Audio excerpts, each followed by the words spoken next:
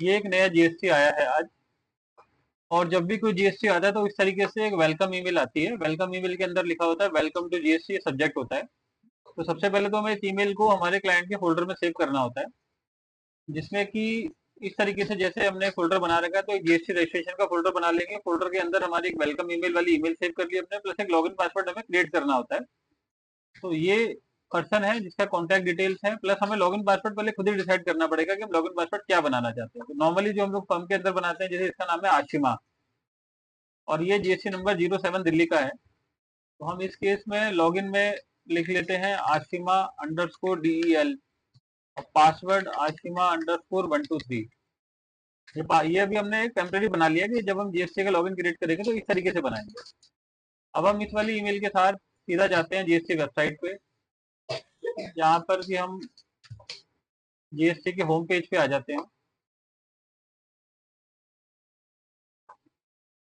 Home page पे click करने के बाद ये लॉगिन का ऑप्शन ऊपर आता है राइट हैंड साइड पे। वहां से क्लिक करने के बाद लॉगिन के पेज के नीचे आता है ये फर्स्ट टाइम लॉगिन। जब भी हम नया लॉगिन क्रिएट करेंगे तो फर्स्ट टाइम लॉगिन पे क्लिक करेंगे, या क्लिक हेयर का ऑप्शन आता है। क्लिक हेयर का ऑप्शन करने के बाद प्रोविजनल आईडी मांगते हैं, जो कि हमारी जो ईमेल है उसके अंदर आता है यूजर नेम। ये provisional ID normally GST number ही होता है पर्सन का, वो फिल कर देंगे। प्लस जो पासवर्ड ईमेल के अंदर आया है, ये 4F0D66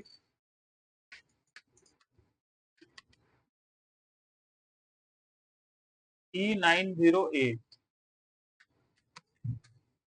जैसे कैप्चा डालेंगे,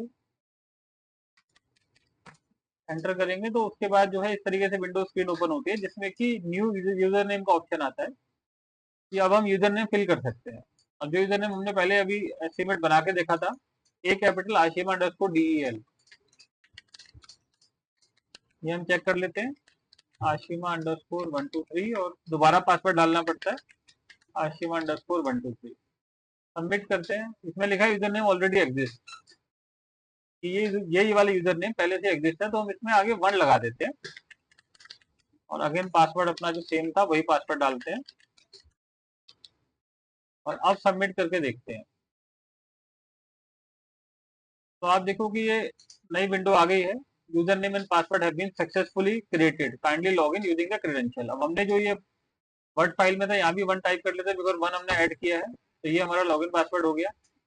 अब इसके बाद हमें क्या करना है कि अब हम इसमें अपने कॉम्पी ऑफिस सॉफ्टवेयर में आ जाएंगे, जहाँ पे हम इस पर्सन का ये आशिमा चुप करके है, तो कॉम्पिटेक्स में कोड ओपन कर लेंगे। कोड ओपन करने के बाद यहाँ लॉगिन डिटेल होती है, राइट हैंड साइड पे लॉगिन डिटेल पे क्लिक करेंगे। अब जो हमने लॉगिन पासवर्ड बनाया है वो लॉगिन पासवर्ड यहाँ पे सेव करने पड़ेंगे। एडिट करके कॉपी करके पेस्ट कर देते हैं, अपडेट कर देते हैं, अपडेट करके एग्जिट कर लेते हैं। अब इसके बाद क्या है कि कॉम्पिटेक्स कोड में बेसिक डिटेल अभी कुछ मेंशन नहीं है, जैसे रजिस्टर्ड जीएसटी नंबर क्या है उसका, वो सब तो यहाँ परमानेंट इन्फॉर्मेशन में आना पड़ेगा। और परमानेंट इन्फॉर्मेशन में आके इंपोर्ट डिटेल फ्रॉम जीएसटी का जो ऑप्शन है, यहाँ से डिफॉल्ट में डाउनलोड करना पड़ता है। डाउनलोड करेंगे तो कैप्चा कोड आएगा 901163, कैप्चा हम डाल देते हैं, ओके कर देते हैं। तो ये बेसिक डिटेल जो है गवर्नमेंट की साइड से ऑटोमेटिक सॉफ्टवेयर इंपोर्ट कर लेता है। यहाँ पे आ गया प्रोसेस कंप्लीटेड सक्सेसफुली।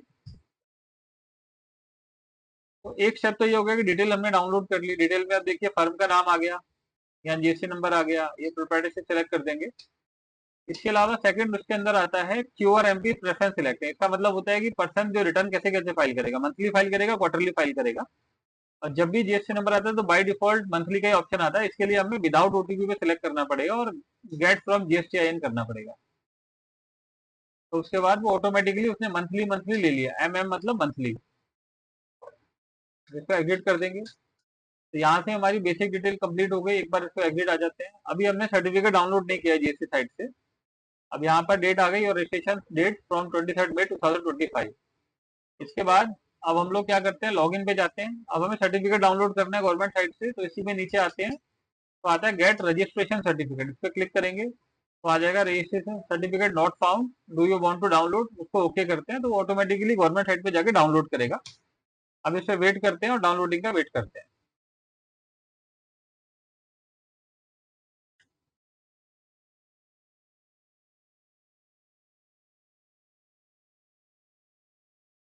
अभी सर्टिफिकेट गवर्नमेंट साइट से डाउनलोड हो रहा है।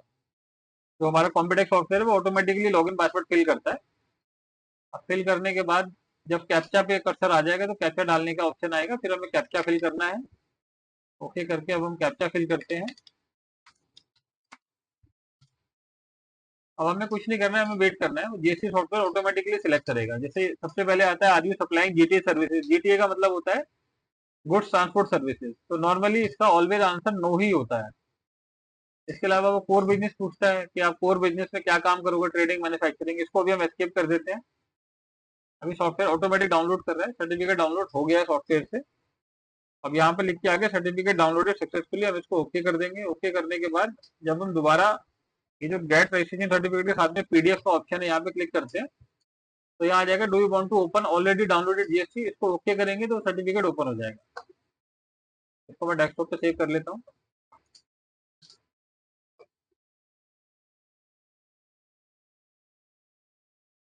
तो डेस्कटॉप पे सेव करने के बाद यहाँ से ओपन करके देख लेते हैं।